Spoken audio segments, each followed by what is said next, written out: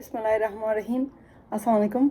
मेरा नाम हसीना है और आप सब लोगों को एक बार फिर वेलकम करती हूँ आपके अपने चैनल पे voice of overseas new Jersey America से। अल्लाह करे आप लोग जहाँ भी हैं पाकिस्तान के अंदर और पाकिस्तान से बाहर खुश होंगे, आबाद होंगे। दोस्तों, आप लोगों को याद होगा मैंने एक अपनी व्लॉग में कहा था कि मेरे पास एक रिपोर्ट है जेलों के बारे में और खुसूसन रावलपिंडी अदियाला जेल के बारे में जो इंसानी हकूक़ कमीशन ने एक खौफनाक रिपोर्ट जारी किया, उसके बारे में बात करूँगी। तो आज मुझे मौका मिला है ताकि थोड़ा सा आपके साथ बातचीत करूँ और उनके आलात ज़ार पे आपको आगाह करूँ। इंसानी हकूक़ कमीशन लास्ट वीक उन्होंने एक रिपोर्ट जारी किया था और उन्होंने कहा था कि रावलपिंडी अदियाला जेल में जो कैदी है उनमें से 119 कैदी जो है ना वो एड्स की बीमारी में मुब्तला है। 119। और ये जो जेल है इसकी कैपेसिटी जो है ना वो 2175 है और जो इन्होंने कैदियों को उसमें अंदर उन्होंने ज़बरदस्ती डाला हुआ है, यानी गुंजाइश ज़्यादा, वो है 6099। जहाँ 2000 है वहाँ पे 6000 हो गया हुआ है। और उस रावलपिंडी अदियाला जेल में एक डॉक्टर है और 180% कैदी उस जेल में ज़्यादा है। 180%। अच्छा, ये जो जेल का जो मसला है ना, ये इतनी कैदी की उस जेल में है, इसके लिए मुझे लगता है कि हमारे अदालतें जो है ना वो कसूरवार हैं। इसका मतलब ये है कसूरवार क्यों है, एक सवाल है कि अदालतें जो है ना आजकल हमारे पॉलिटिशियन के केसों में बहुत बिजी हैं और जो लोग जुर्म करते हैं और मुजरिम है और मुलजिम है, जब वो जेल में आफ्टर जो पुलिस इन्वेस्टिगेशन करता है और रिमांड लेता है और उनको जेलों में डालता है तो उनका केस ख़त्म नहीं हुआ है और उनके केस अंडर प्रोसेस होता है। उसके लिए 1 साल भी नहीं होता, 2 साल भी नहीं होता, कम अज़ कम 5 साल होता है। ये जो 5 साल है ना, इनका जुर्म साबित नहीं हुआ है, सिर्फ जेल में है ये। और हमारे जो अदलिया है ना, इसके ससरवी देखें कि इतनी लोग जो एक जेल में जिसकी कैपेसिटी 2175 है, जिन्होंने उसके अंदर 180% ज़्यादा करके 6000 रखा हुआ, इसका मतलब है कि कोई केस समाअत नहीं होती है। और हमारे जो अदालतें हैं, एक बार फिर मैं आपको दोबारा बताती हूँ कि सब पॉलिटिशियन के केसों में मसरूफ़ है। जो कोई भी पार्ट ऑफ पार्लियामेंट होता है, वो कोई उसका केस होता है, कुछ भी होता है, वो जल्दी जाके वो दरख्वास्त दे देता है। इतनी दरख्वास्तें इनका है। और जो हमारे पॉलिटिशियन है उनको रोज़ाना के हिसाब से रात के 12 बजे भी खोलते हैं और सुबह 7 बजे भी खुलता है और रजिस्ट्रार को ना घर से उठा के लेकर आते कि आके दरख्वास्त दायर करो। लेकिन हमारे जो पाकिस्तानी कौम है, जो पाकिस्तान उनका है, उनका भी है पाकिस्तान, सिर्फ पॉलिटिशियन का नहीं है। और हमारा चीफ जस्टिस साहिबान जो है ना, उनके केसों को समाप्त करने के लिए उनके पास टाइम नहीं है। ये कितनी दुख वाली बात है कि एक जेल के अंदर एक डॉक्टर है और कैपेसिटी देखें ज़रा।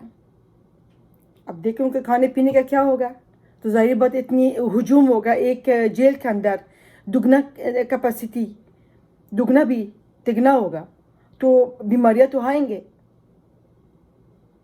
और हमारे चीफ जस्टिस साहिबान जब अपनी कुर्सी में बैठते हैं, उनका सिर्फ जो फैसले होता है ना, वो फेस दे के, चेहरा दे के फैसला देते हैं। और पूरा पाकिस्तान में सिर्फ 20 जस्टिस हैं, 20, यानी 22 करोड़ आबादी में सिर्फ 20 जस्टिस हैं। और कैसे केस सॉल्व होंगे वो? पहले तो ये कि हमारे पास जस्टिस कम है, और दूसरी बात आजकल जो हालत है पाकिस्तान का, सारा जो हमारा अदालतें हैं, सुप्रीम कोर्ट और हाई कोर्ट, उनका जो फोकस है ना सब पॉलिटिशियन के बारे में है। तो वो उनके पास कैसे टाइम होगा जाके जो दूसरे बेचारे सर रहे हैं हमारे जेलों में, उनके केसों को समाप्त करें। कभी आपने इतनी समय तो कितनी, जब से ये हालात हो चुका है, शायद जो PTI के हुकूमत में या उससे पहले भी, मैंने तो एक केस भी नहीं देखा कि उसके अंजाम तक पहुंचा होगा। اور اس وجہ سے جب انجام پہ نہیں پہنچتے کرائم بھی زیادہ ہوتے جا رہا ہے. وہ کہا گیا وہ ابھی لاسٹ منتھ وہ جو ایک لڑکا تھا جو بہت پیسہ دار جو سندھ کا وزیرہ کا بیٹا شاہ رخ جتوئی، اس کا کیس 10 سال کے بعد سال وہ اپنے گھر چلا گیا اور وہ جو بے گناہ مارا گیا تھا اس کے ساتھ انصاف نہیں ہوا. لیکن اس کے ساتھ انصاف ہوا. یہ جو شاہ رخ جتوئی نا اس کو رہا کر دیا. ویسے بھی اس کے جیل رہنے میں اور نہ باہر رہنے میں کوئی فرق نہیں تھا. جو باہر اگر رہتا تو جیل کے اندر اس کے پاس اسی طرح سب فیسلٹیز تھا. وہ تو شاہانہ لائف گزار رہا تھا جیل میں. کہا گیا نور مقدم کا کیس ہم تو روزانہ دیکھتے ہیں کہ فیصلہ تو آ جانے دو.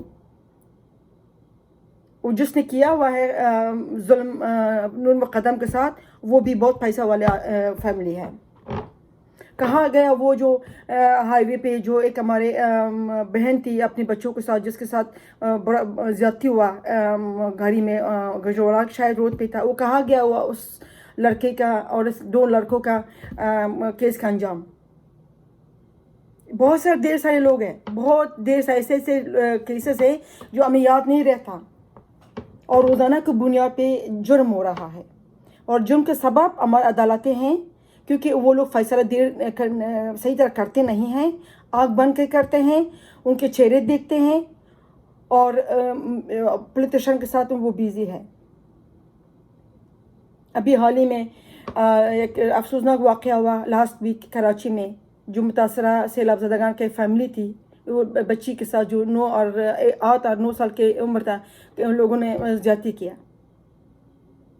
اور یہ زیادتیاں کیوں ہو رہی ہیں؟ اس وجہ سے کیونکہ کیسوں میں فیصلہ نہیں ہوتا اور لوگ جب پہلے شیر ہوتے ہیں اپنی جرائم کرنے کے لیے، جب وہ دیکھتے ہیں نا کہ عدالتیں انصاف نہیں کرتے پھر ببرشیر ہو جاتے ہیں. لوگ تو کہتے ہیں کہ اس کا تو نہیں ہوا فیصلہ تو میں کیوں جرم نہ کروں.